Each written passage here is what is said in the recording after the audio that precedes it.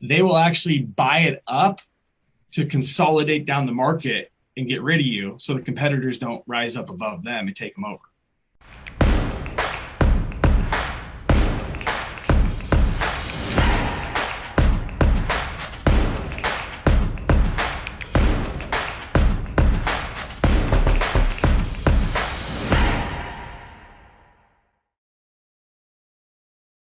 Here's something I'll tell you guys. A lot of you guys think that being the number one on Google, those people don't want that you just skip by those people all the time.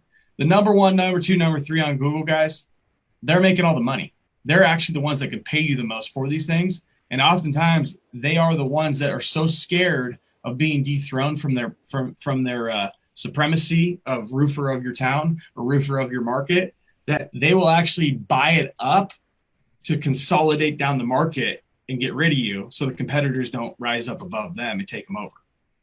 Consolidation is a real thing for smart business owners. You guys should go on, you guys should all go watch the documentary on JP Morgan. It's a really good documentary on JP Morgan on the History Channel. That guy was the king of consolidation, and it makes you look at business just a little bit differently, right? You know, we talked a little bit, I haven't talked to you guys much about this recently, but I think Seth kind of, and I'll quickly share, Seth was sharing some stuff with me when he was at my house a few weeks back for the Sleeping Giants event about innovation. And, you know, a lot of the stuff that we do, you know, when I initially teach you guys, when you guys are brand new, you're little pups, you don't know anything about this stuff. And so I teach you this skill set, very basic skill set, not hard, but, you know, something that you guys didn't know before you met me. And then we stop learning at that point. We get to the end of the skill set. Many of you guys go on to make incredible businesses, 10, 20, 40, 100 grand a month, whatever it is. But what we forget to understand is we can still continue to innovate on these ideas, right? And the only way you're going to know and look for innovation ideas is if you're studying what other successful business people have done in time and history. So I really recommend a lot of you guys study some of these people of history. You know, the Men Who Made America is a really good series. I think it's on the History Channel. Aaron E. kind of goes through Rockefeller. It goes through, obviously, JP Morgan. Goes through a bunch of the guys, Carnegie, Ford, what have you. But there's some really good nuggets when things were a little bit simpler in time, when there wasn't as much noise, when there wasn't as many moving parts to a business, the technology that we have now and all that good stuff. And you can start to see little patterns that they applied to their businesses to dominate entire markets.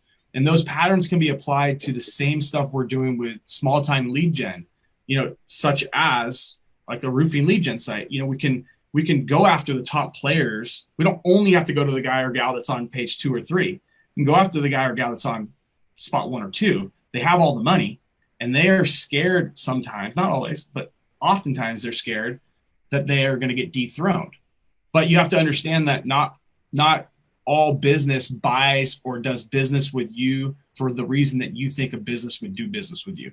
Sometimes it's to remove the competitors from the marketplace and take over the marketplace. At least they feel like they are. And if you make the deal fair enough for people that have good cash flow coming in for their business, they feel good because it's blocking competitors. They're paying a little bit extra, but they feel like they're gaining more long-term by dominance of the market. Does that make sense?